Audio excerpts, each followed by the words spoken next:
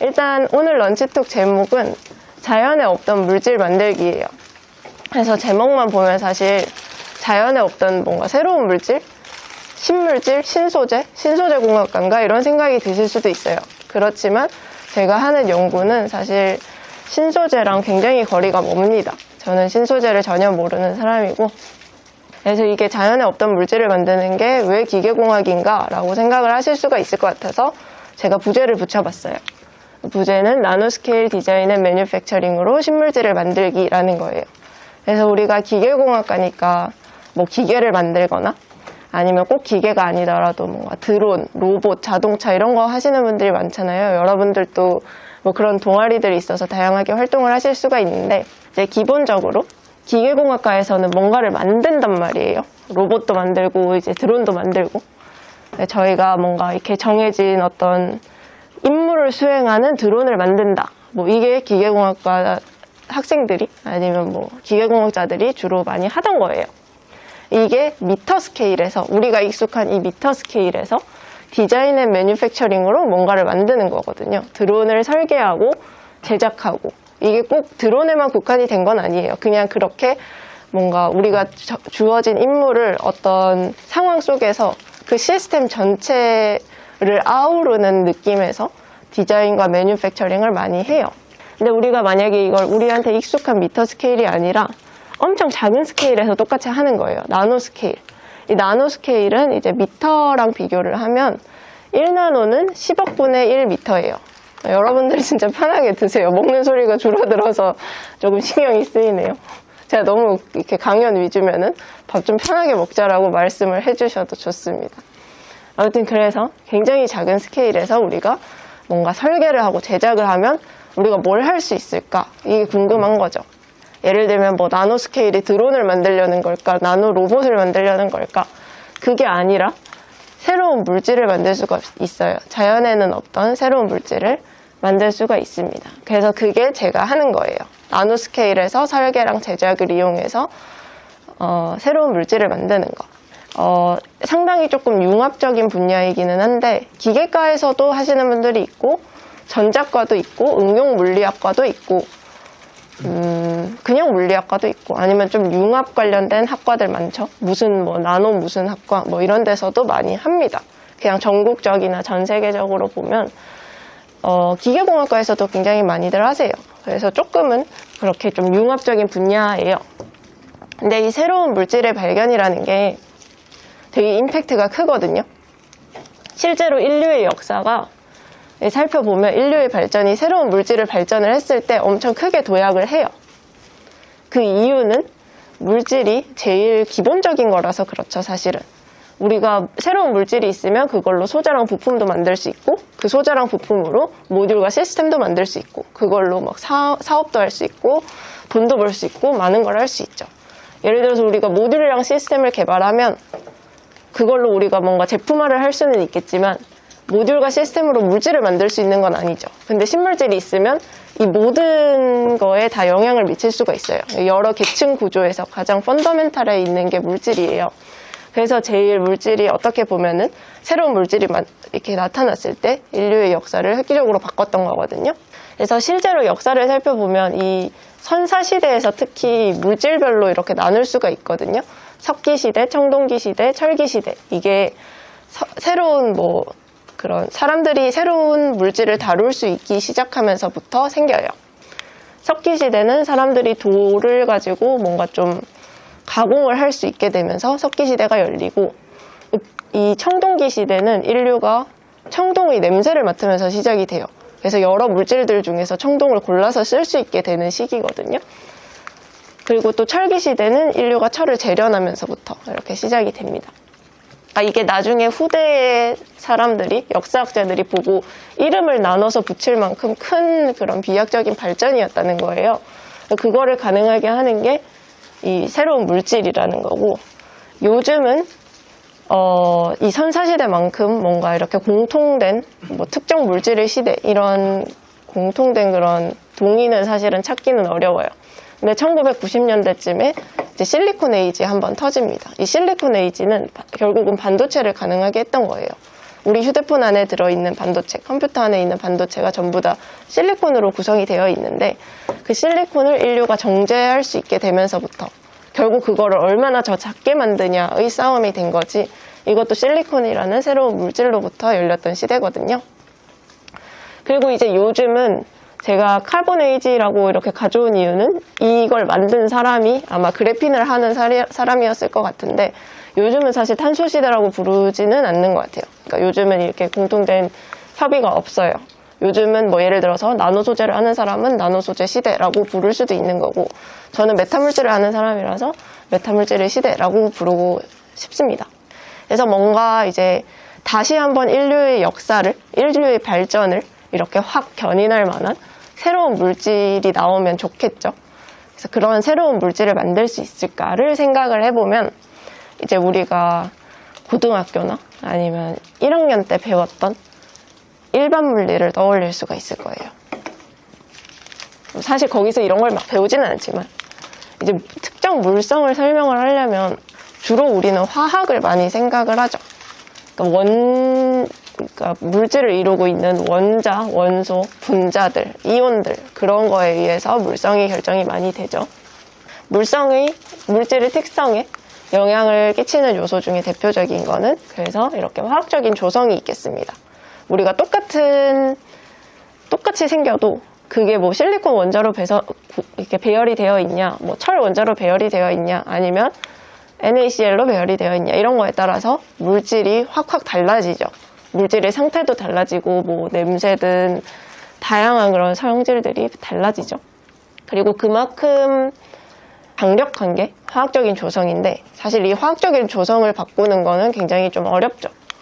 이 연금술의 영역이에요. 우리가 분자를 하나하나 우리가 원하는 대로 이제 포지셔닝을 해서 새로운 물질을 만들겠다 하면, 그런 사람이 이제 어떤 사람이 그렇게 본인이 연구를 하겠다고 하면 사기꾼일 가능성이 높아요.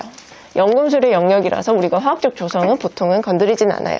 불가능하진 않아요. 원자를 하나하나 다 포지셔닝 하는 거 불가능하진 않는데, 그게 이렇게 큰 스케일로 안 된다는 거죠. 그냥 데몬스트레이션 수준만 된다는 거고.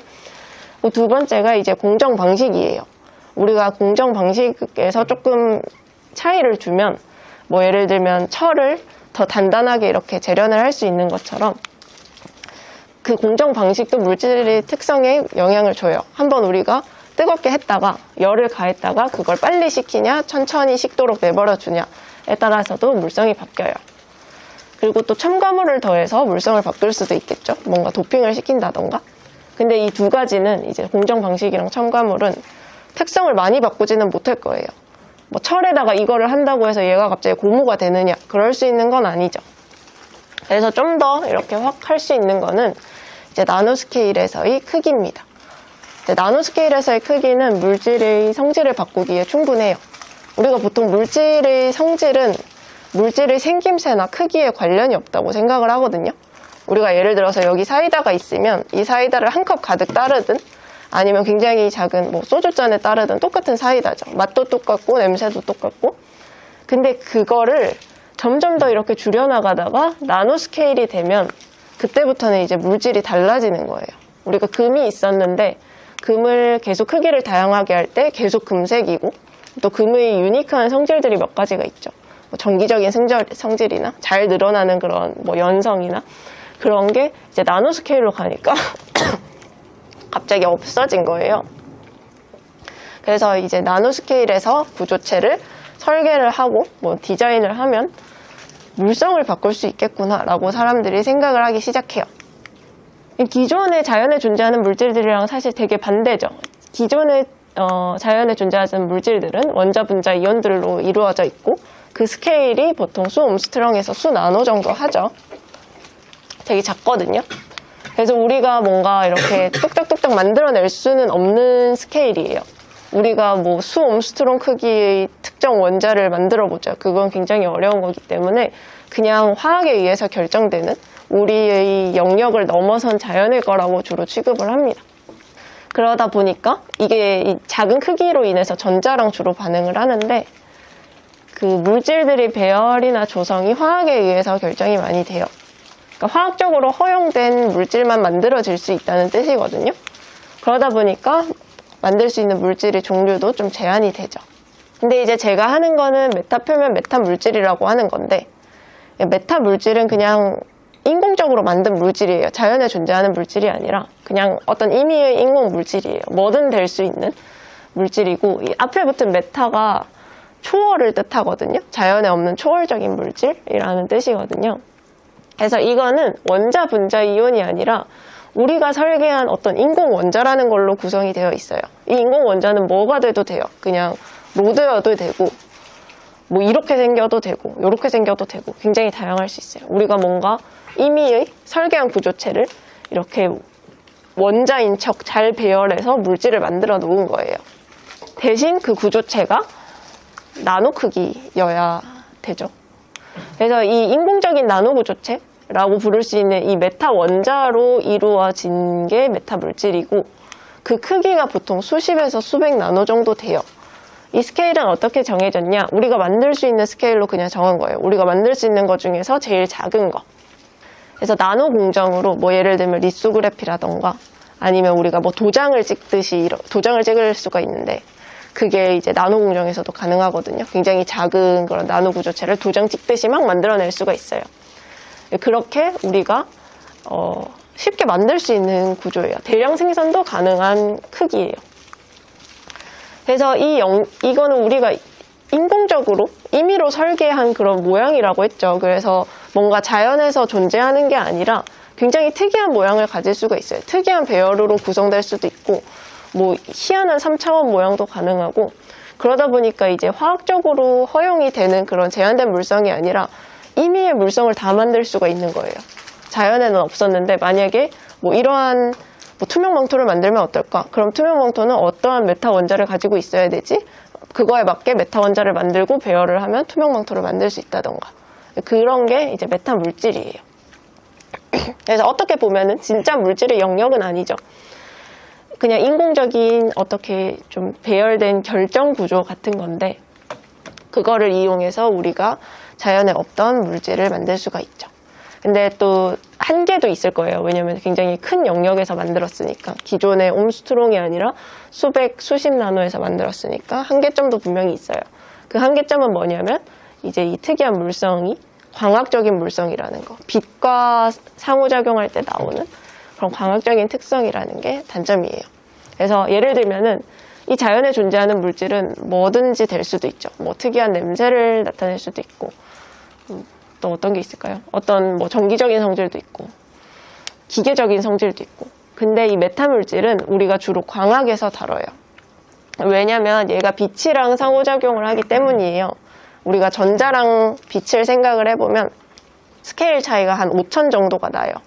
둘 다 파동으로 볼 수가 있는데, 전자는 굉장히 가볍다고 얘기를 많이 하죠. 그래서 전자는 그만큼 굉장히 작은 물체랑 상호작용을 하고, 빛은 상대적으로 훨씬 더 큰 물체랑 상호작용을 해요. 그래서 우리가 이 자연에 존재하는 물질보다 약 1000배에서 5000배 큰 스케일로 물질을 만들어 놨으니까 이 물질은 이제 빛이랑 상호작용을 해요. 그래서 우리가 뭔가 빛이랑 되게 특이하게 상호작용을 하는 물질이고, 이거를 이용해서 역으로 빛을 제어를 할 수가 있어요. 기존에 못하던 방식으로 빛을 희한하게 컨트롤을 할 수가 있어요. 이제 그런 자연에 존재하던 물질을 훨씬 더 큰 스케일에서 빛과 상호작용하도록 설계해 놓은 물질이다 라고 생각을 하시면 되겠어요. 그래서 광학의 한 분야죠. 이 메타물질이라는 거는. 광학은 우리가 굉장히 일상에서 많이 보는 학문인데, 여러분들이 따로 광학을 보통은 잘 안 배우거든요. 물리학과시라면 광물리 아무튼 그쪽이라면 전자기학에서 좀 일부를 배우실 텐데, 대부분은 근데 광학을 좀 교과 과정에서도 잘 안 배우다 보니까 좀 낯설어 하실 수가 있어요. 그런데 우리가 이렇게 비 오는 날에 뭔가 기름이 샜을 때 나오는 무지개 모양도 광학이고, 요 레이저도 광학이죠. 여기서 빛 나오는 거, 이런 것도 광학이고, 노을이나 뭐 카메라, 그리고 마트에서 이렇게 바코드 찍는 거 전부 다 광학이에요. 우리가 실제로 광학을 굉장히 많이 사용을 하고 있어요. 조금 더 이제 어드밴스드 된 걸로는 자율주행할 때 쓰는 라이다나 아니면 현미경 이런 것도 다 광학이에요. 그래서 여러분들이 광학이 조금 낯서실 수도 있어서 조금 더 쉽게 메타물질과 메타표면이 뭔지에 대해서 설명을 해보려고 해요.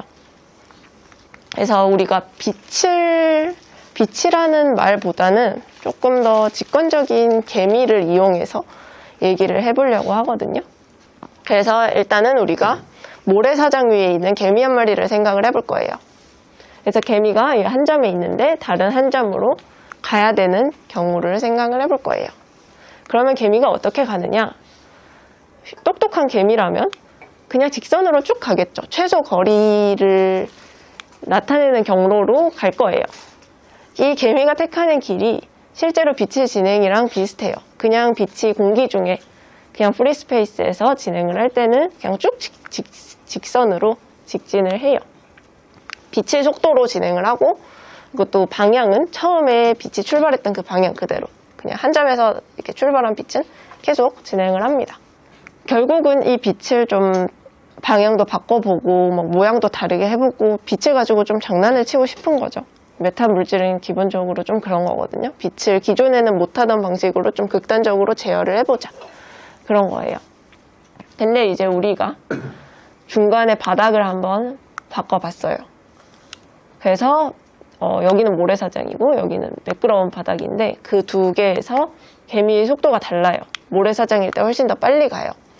그러면 이제 똑같은 조건에서 개미가 택하는 길이 더 이상은 직선이 아니겠죠.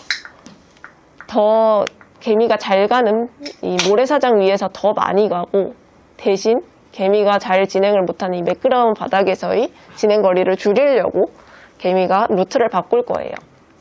그래서 개미가 택하는 길이 변해서 예를 들어서 이런 빨간색을 택할 수가 있겠죠. 그러면 이 바뀐 길은 어떤 길이냐면 최소 거리는 아니지만 최소 시간인 길이에요. 개미가 이 전체 경로를 이렇게 가는 동안 걸리는 시간은 모래사장 위를 걷는 시간이랑 이 매끄러운 바닥을 걷는 시간 두 개를 합쳐야 되는데, 이 두 바닥 위에서의 속도가 다르기 때문에 최소 시간은 이렇게 그러니까 직선이 아니라 꺾인 그런 경로가 될 수가 있어요. 그래서 조금 더 정확히 얘기를 하면 이렇게 개미 한 마리보다는 개미들이 아주 손잡고 다 같이 진행을 할 때를 생각을 해봐야 되는데, 이제 빛의 진행은 손잡은 개미들의 경로랑 비슷해요. 예를 들어서 개미들이 이렇게 손을 잡고 출발을 하는데 그림이 조금 이상할 수 있는데 사실 이 개미들은 이 진행 방향에 수직으로 나란히 서 있다라고 봐주시면 되겠어요. 그래서 이렇게 진행을 했다가 여기서는 이제 개미들의 속도가 다 달라지게 되죠. 이 매끄러운 바닥에서는 진행을 좀 덜하고 이 노란색 바닥에서는 진행을 더 빨리 하고, 그러면 얘는 조금 가고 얘는 많이 가고 개미들이 이동 방향이 바뀔 거예요. 개미들이 다 같이 회전을 하듯이 그렇게 변할 거예요. 그럼 이런 식으로 가겠죠. 개미들이 이동 방향이 꺾였어요. 그게 실제로 빛의 진행이랑 비슷하거든요. 그래서 빛이 굴절을 할 때, 아마 이거는 사실 제가 너무 쉬운 부분을 이렇게 설명을 하고 있어서 여러분들이 지겨우실 수도 있는데, 사실 고등학교 때 배우는 그런 부분이죠. 빛의 굴절. 빛은 어떤 매질마다 안에 진행 속도가 달라서 이렇게 경계면을 만나면 빛의 진행 방향이 바뀐다. 그게 빛의 굴절이죠. 그래서 그 빛의 굴절을 설명할 수 있는 게 스넬의 법칙이고, 예를 들어서 두 물질의 굴절률이 있으면 그 굴절률에 의해서 요 각도 변화 같은 게 결정이 된다. 그런 거잖아요. 스넬의 법칙이. 그래서 실제로 이렇게 꺾이게 되고. 그래서 이 손잡은 개미들의 이동 경로가 빛의 진행이랑 비슷하다고 했는데, 결국은 이 손잡은 개미들이 빛에서 뭐에 해당하냐, 그거를 아셔야 되잖아요. 빛은 기본적으로 전자기파인 거고, 전자기파가 만약에 어렵게 느껴진다면 그냥 파동이구나만 보셔도 됩니다. 빛은 파동인데, 이제 손잡은 개미들은 빛의 파면에 해당이 돼요. 파면이라는 거는 위상이 같은 점을 모아놓은 거거든요. 파동이기 때문에 진폭도 있고 주파수도 있고 위상도 있고, 그런데 그 중에서 이제 위상이 같은 점을 다 모아놓은 거예요. 그래서 예를 들어서 이렇게 빛이 진행을 하고 있는데, 예를 들어서 요 빨간 선, 아니면 요 파란 이런 거, 아니면 여기 연두색, 이런 게 이 색깔이 같은 점들이 결국은 위상이 같은 점들을 그려놓은 거예요. 그래서 이 위상이 있고 그냥 그거에 수직이도록 막 빛이 진행하는 그런 느낌인 거죠. 그래서 이 손잡은 개미들이 그 빛의 파면인 거고, 개미들이 막 방향이 바뀌었다라는 건 결국은 빛의 파면이 바뀌었다는 거고, 빛의 위상이 바뀌었다는 거예요. 빛의 위상을 제어를 하면 사실은 빛이 진행하는 방향을 마음대로 막 바꿀 수가 있어요. 그래서 일단은 그런 식으로 받아들여 주시면 좋겠고, 그래서 우리가 궁금한 거는 결국 자연에 존재하는 물질이 빛을 제어를 할 수도 있지만, 그때 우리가 할 수 있는 것보다 훨씬 더 높은 자유도로 할 수는 없을까가 궁금한 거거든요. 예를 들면 뭐 진짜 투명망토를 만들 수는 없을까, 뭐 그런 것처럼. 그래서 개미들이 기존에 이렇게 와서 이렇게 이동을 했었는데 이 방향을 더 극단적으로 꺾어버릴 수는 없을까? 있을까요? 있으니까 들고 왔겠죠? 그래서 이렇게 갔다가 여기서 이렇게 가게 할 수가 있어요. 이렇게. 근데 이제 여기서 보시면 이렇게 왔다 갔다 하는 게 개미의 입장에서 보면은 아무렇지 않아 보일 수 있는데 사실 이거는 물리적으로 불가능한 그림이거든요. 아시겠나요? 물리적으로 불가능한 거. 예를 들어서 여기 있는 개미가 지금 그림이 완벽하진 않지만 여기 있는 개미랑 여기 있는 개미랑 위치가 같다고 가정을 해볼게요. 그냥 딱 요 점에 있다고 가정을 하면 여기 끝에 있는 개미는 요만큼을 이동을 하고 또 이만큼을 이동을 해야 돼요. 근데 시간이 안 주어져 있죠. 여기 있는 개미도 정지해 있는 게 아니라 계속 이동하는 중인데, 그럼 그 말은 얘가 요만큼 뭐 예를 들어서 3초 동안 이동을 했다. 그럼 요만큼은 마이너스 3초 동안 이동을 해야 된다는 건데, 멀리 있는 개미들은 순간이동을 하라는 거죠. 사실 이렇게 빛을 그 개미의 방향을 바꾸라는 건. 여러분들이 실제로 개미들을 뭐 그렇게 못하겠지만 이렇게 손잡게 해놓고 진행을 하라고 한다면 어떤 일이 생겨도 개미들이 이렇게 꺾는 거는 불가능하다라는 거를 아실 거예요. 근데 그게 메타물질을 이용하면 돼요. 그게 어떤 거냐면 굴절률이 음수면 돼요. 아까도 얘기를 했잖아요. 요만큼 진행한 시간이 5초면 요만큼은 뭐 마이너스 5초여야 된다고. 이게 마이너스 5초일 수 있는 방법 중에 하나는 거리가 음수든가 속도가 음수여야 되죠. 시간이 음수이려면. 그래서 우리가 속도를 음수로 만드는 거예요. 왜냐면 속도는 굴절률에 관련이 되어 있으니까. 또 다른 얘기로 말하자면 이제 굴절률이 음수가 됐다는 거고. 그래서 기존에는 빛이 이렇게 들어오면 무조건 이쪽 방향으로만 꺾일 수가 있어요. 근데 이렇게 반대 방향으로 꺾였다는 거죠. 빛이 분명히 이 방향으로 들어왔는데 이제 왼쪽에서 오른쪽으로 진행하는 그런 성분을 가지고 들어왔는데 반대로 진행을 한단 말이에요. 그래서 이 그림만 봤을 때 그냥 각도 조금 다르게 꺾은 거 아니야? 라고 생각을 하실 수 있지만 굉장히 어렵습니다. 그래서 이 스넬의 법칙에서 하나가 음수면 이제 각도가 음수가 되죠. 그게 지금 여기 일어나고 있는 일이에요. 이 각도가 음수가 된 거. 좀 이미지로 보여드리면 이렇게 생겼어요. 여기서부터 빛이 나와서 이렇게 가고 있거든요. 보시면은 여기랑 여기는 양의 굴절률을, 그러니까 예를 들면 여기랑 여기는 공기예요. 그래서 빛이 이렇게 가고 있죠. 이렇게 이 방향으로 가고 있는데 이 가운데는 굴절률이 음수예요. 그래서 보면은 방향이 실제로 반대로 가는 것처럼 보여요. 두 개 만나는 것 같잖아요. 근데 사실 이거는 그냥 파동의 생김새만 그런 거지 실제 빛은 이 방향으로 가고 있어요. 되게 특이하죠. 실제 진행 방향이랑 파면의 이동 방향이랑 다른 거죠. 그러니까 그렇게 굴절률이 음수인 물질은 자연에는 존재하지 않거든요. 어떤 다양한 물질을 써도 뭐 금속을 쓰든 뭐 실리콘을 쓰든 고무를 쓰든 굴절률이 음수인 물질은 세상에 존재하지 않는데 그거를 메타물질로 만들어낼 수 있어요. 그래서 그런 물질이 있으면 우리가 뭘 할 수 있냐? 투명망토를 만들 수 있어요. 이렇게 원래는 물체가 있으면 빛이 거기에 반사돼서 우리 눈에 들어와서 아 여기 물체가 있구나 라고 인식을 하게 되는데 빛이 이 장애물에 도달하지 않고 이렇게 통과해서 나가서 투명망토를 만들 수가 있습니다. 그래서 이게 메타물질의 사실 최대 업적 같은 느낌인 거죠. 메타물질은 거의 이 투명망토로부터 시작을 했고 지금은 꼭 투명망토가 아닌 다른 연구들이 더 많아요. 저도 사실 투명 망토를 만들 줄 알고 대학원을 갔거든요. 근데 전혀 그렇지 않더라고요. 전 진짜 제가 무슨 해리포터가 될 줄 알았어요. 현실은 그렇지 않아요. 우리나라에서 투명 망토 하시는 분 거의 없습니다. 해외에서도 거의 없어요. 투명 망토는 좀 약간 옛날에 하던 거라서. 근데 어디에 가가지고 자랑하기 좋은 거죠. 나 투명 망토 만드는 사람이야 하면 좀 신기하게 보니까. 그래서 일단 물질이라고 하면 3차원이잖아요. 물질은 가로, 세로, 두께가 있는 3차원이기 때문에, 그러니까 약간 물성을 정의를 할 수가 있는 거죠. 우리가 뭐 예를 들어서 평평한 이 2차원 같은 필름에는 물성을 정의하기가 굉장히 어렵거든요. 그래서 3차원의 새로운 물성을 가지고 있는 그런 게 메타 물질인데, 그러다 보니까 3차원으로 만들어야 돼요. 이제 나노 공정인데 3차원을 해야 돼요. 그건 진짜 어려워요. 나노 공정도 사실은 굉장히 좀 제약이 많은 편인데, 그거를 3차원으로 해라? 그러면은 굉장히 어렵습니다. 그래서 이제 나온 게 메타 표면이라는 거예요. 그러니까 이거는 조금 다른 측면이 있는데, 예를 들어서 똑같은 뭔가 물성을 구현을 하는데 그걸 2차원에서 할 수 있냐, 약간 뭐라 그래야 되지? 어떤 특이한 물성 하나를 구현을 하는데 그걸 그냥 2차원 필름상에서 구현을 할 수 있냐, 아니면 3차원으로 할 수 있냐를 치면 3차원이 당연히 좋죠. 근데 정해진 그냥 기능 하나를 수행을 하는데 그걸 3차원 물질로 할래, 2차원으로 할래 하면 2차원이 더 좋을 거예요. 더 얇은 두께로 더 대충 만들어도 할 수 있으니까. 그래서 메타 표면은 약간 그런 컨셉이라고 보시면 돼요.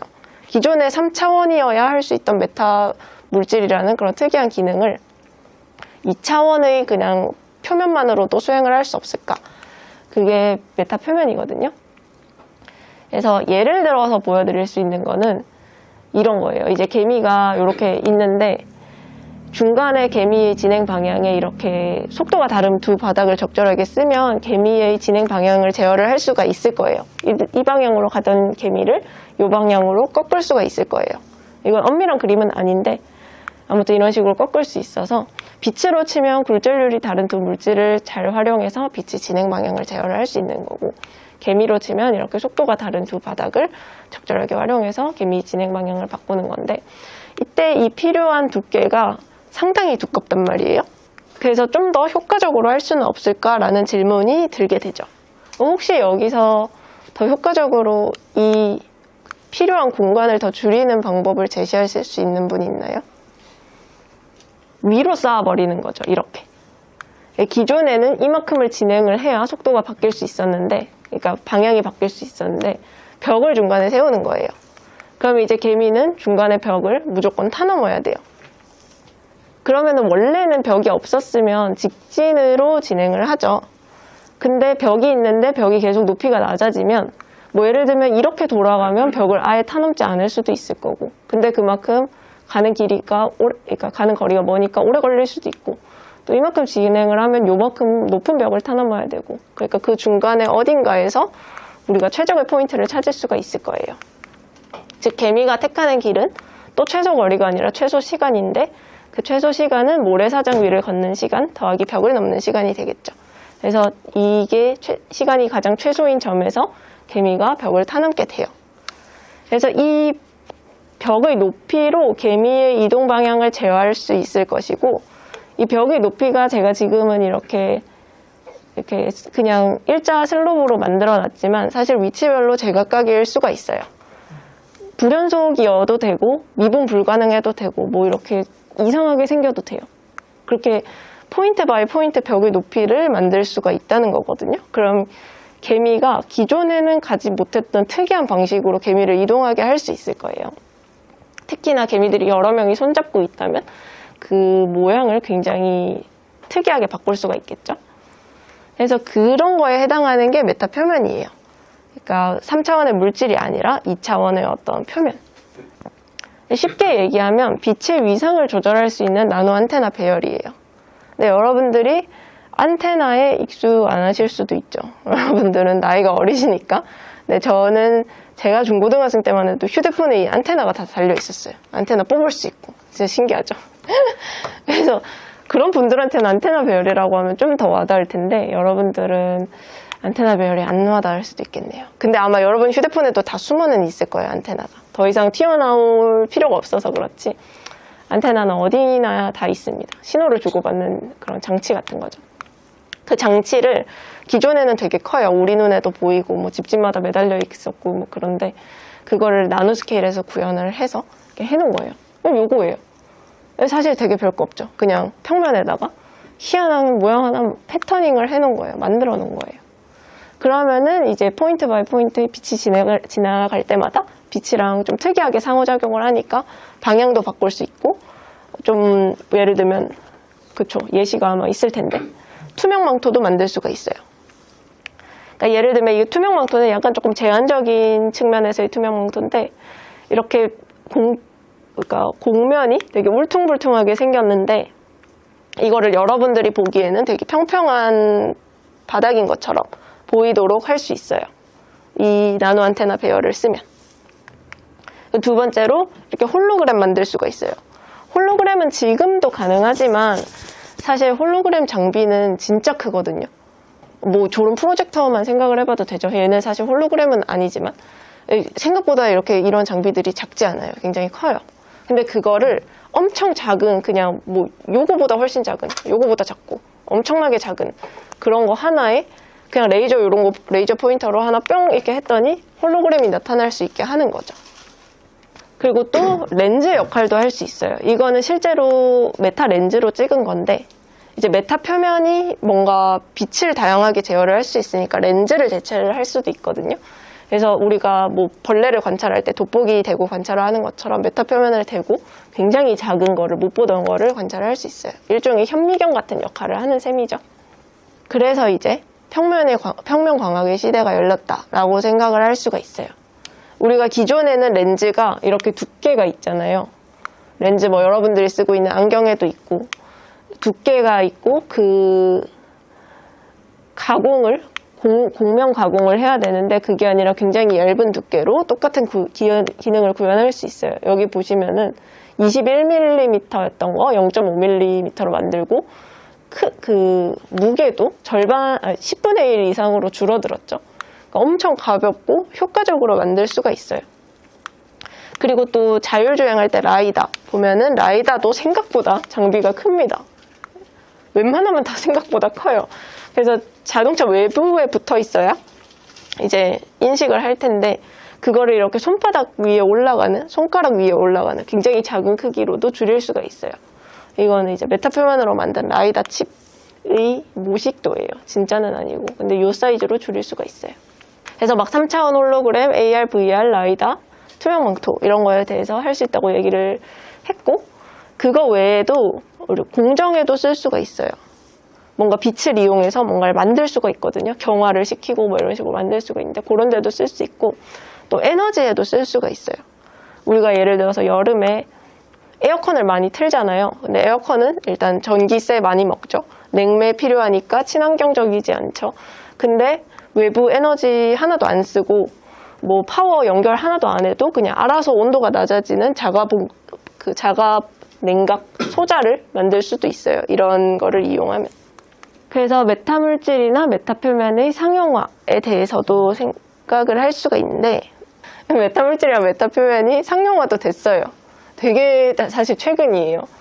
작년 이맘때쯤에 이제 뉴스 기사가 나왔는데 아까 그 말씀드렸던 그 메타 렌즈 여기 있던 요 메타 렌즈가 애플 제품에 들어간다는 거예요. 아이폰, 아이팟, AR 글라시스 이런 거에다가 이제 넣겠다고 애플이 발표를 했어요. 그리고 실제로 이제 메타 표면을 이용해서 많은데 뭐 홀로그램도 있고 라이다도 있고 많은데 그 렌즈만 이렇게 2019년에 탑10 이머징 테크놀로지에 선정이 됐거든요. 근데 이거는 우리나라에서 선정한 건 아니고 어떤 나름 꽤 좋은 기관이었던 것 같은데 저도 모르겠어요. 누군가가 선정을 하는데 여기에 이렇게 들어가면 되게 좋아요. 그 분야가 확장할 거라는 뜻이죠. 투자도 좀 들어올 거라는 거고. 근데 이제 메타 표면으로 할 수 있는 게 많은데 왜 하필 메타 렌즈만 이렇게 상용화가 되고 이렇게 선정이 됐냐, 탑10에 선정이 됐냐. 이게 제 생각에는 스태틱 해도 돼서 그래요. 그러니까 암변해도 돼서 그래요. 예를 들면 앞서서 이런 홀로그램을 생각을 해보면 기존의 홀로그램 디바이스는 막 커요. 이만해요. 근데 엄청 작은 걸로 대체를 했어요. 그럼 좋기는 한데 예를 들면 이 장비가 있으면 저희가 홀로그램 비디오를 틀 수가 있어요. 시간에 따라서 막 바뀌는데 이 작은 메타 표면을 쓰면 그냥 한 번 만들면 그 똑같은 이미지만 나오는 거예요. 이렇게 이미 만들어 놨으니까 한 번 이렇게 아인슈타인 얼굴을 홀로그램으로 내뿜는 메타 표면은 항상 이 이미지를 주거든요. 그러면 홀로그램은 이런 시간에 따라서 이미지가 바뀌어야 되는데 그게 안 되잖아요. 그런 식으로 메타 표면도 단점이 좀 있을 수가 있는데 그 단점이 기존 제품에 비해서 너무 단점이 셌던 거죠. 그러면은 상용화가 잘 안 되죠. 근데 이 메타 렌즈는 한 번 만들어 놓으면은 안 바뀌어도 되는 거예요. 왜냐하면 기존에 이렇게 카메라에 들어갔던 렌즈들도 보면 마찬가지잖아요. 이게 막 계속 뭐 예를 들어서 여러분들 안경도 계속 갑자기 막 이렇게 초점거리가 막 확확 바뀌고 알아서 뭐 모양이 바뀌고 그런 안경이 아니라 딱 한 번 정해져 있는 역할 계속하면 되잖아요. 대신 그 렌즈 사이의 거리를 조절함으로써 우리가 카메라를 줌인도 시키고 뭐 아웃 오브 포커스도 시키고 할 수 있는 거죠. 그러다 보니까 이제 메타 렌즈가 되게 상용화를 하기에 적절했던 거예요. 그래서 아직 안 나왔어요, 이거는. 2026년에 나온다고 했고, 그래서 실제로 이쪽에서 팀을 만들어서 열심히 하고 있는 걸로 알고 있어요. 그래서 이렇게 안경에다가 붙여서 뭐 글래시스로 쓸 수도 있을 거고, 그러니까 일반 안경 말고 좀 AR, VR 안경 이런 식으로 쓸 수도 있을 거고, 또 이렇게 파이버 끝에다가 붙여서 내시경 이런 거에도 쓸 수가 있을 거예요. 여러분들 어려서 내시경 안 해보셨잖아요. 내시경 힘들다고 하더라고요. 저도 한 번 해봐서 잘 모르는데 저는 자신이 없어서 수면으로 했어요. 근데 아무튼 이만한 막 그런 거를 이제 넣으니까 되게 힘든데 그 부피를 줄여주는 거죠. 메타 표면을 쓰면 사람이 그냥 삼킬 수도 있는 거고, 그런 식으로 실제로 굉장히 생각보다는 쓸모가 많아요. 작게 만들 수 있다는 거 외에도 좀 기능을 한꺼번에 여러 가지를 할 수도 있고, 기존의 이런 렌즈들 조합해서 하는 광학보다 할 수 있는 범위가 훨씬 더 넓다고 생각을 하시면 돼요. 그래서 제가 하는 거는 키워드가 3개라서 광학, 나노, 메타물질, 메타표면 이렇게 해요. 근데 일단은 광학은 다 해요. 나노가 아닌 광학도 하고 메타물질이 아닌 광학도 하고, 다만 나노는 광학이랑 관련된 것만 해요. 광학이 아닌 나노 절대 하지 않습니다, 저는. 그리고 메타물질은 또 광학이 아닌 메타물질도 있긴 하거든요. 그러니까 빛을 그렇게 다룰 수 있는 게 광학 메타물질인 셈이고, 메타물질은 항상 광학으로 먼저 발전을 했는데, 광학 메타물질이 나오면 똑같은 거를 이제 소리에 대해서도 하고 뭐 탄성파에 대해서도 하고 그런 식으로 사람들이 항상 이렇게 접목을 해요. 그럼 뭐 예를 들면 음영 메타표면 뭐 이런 것도 있고, 그런 것도 제가 일부는 하기는 합니다. 근데 기본적으로 저희 연구실은 광학을 하고 있는 연구실이고 메타를 많이 잘 활용을 하고 있죠. 제 연구실 세부 분야, 이게 마지막 슬라이드인데, 저는 메타물질이랑 메타표면을 이용해서 좀 이렇게 소자 개발이나 그런 쪽으로 많이 하고 있어요. 응용을 하는 거죠. 그래서 막 이런 세포 관찰도 하고 메타표면으로 다이오드를 빛에 대해서도 똑같이 만들 수가 있어요. 그리고 아까 말씀드렸던 그런 자가냉각 소자도 만들 수가 있고, 그리고 또 이런 것도 할 수 있어요. 아날로그 이미지 프로세싱. 우리가 뭐 예를 들어서 포토샵 같은 데서 컴퓨터로 그런 이미지 프로세싱을 많이 할 수 있죠. 근데 그거를 이제 아날로그로 하는 거예요. 그래서 그냥 단순히 메타 표면에 빛을 뿌리는 것만으로도 그런 이미지 프로세싱을 컴퓨터 없이 할 수 있을까? 뭐 그런 부분도 최근 들어서 하고 있고, 또 광스피놀 효과라는 거를 저는 많이 하는데, 이거는 어떤 그냥 광학적인 효과예요. 그런 효과를 가지고 정밀 측정하는 데에 많이 사용을 해서 센서나 이런 거를 개발하려고 하고 있고, 마지막으로 위상광학이라는 게 있어요. 이거는 혹시라도 여러분들이 뭐 위상학적 절연체 이런 거를 아신다면, 토폴로지컬 인슐레이터 뭐 이런 거, 그런 거를 이제 전자가 아니라 빛에 대해서 만드는 그런 연구도 하고 있어요. 그래서 제가 준비했던 자료는 여기까지고, 여러분들이 혹시 질문이나 뭐 연구 내용이어도 좋고 아니어도 좋으니까 그런 부분들이 있으시면 얘기를 해주시면 좋을 것 같네요.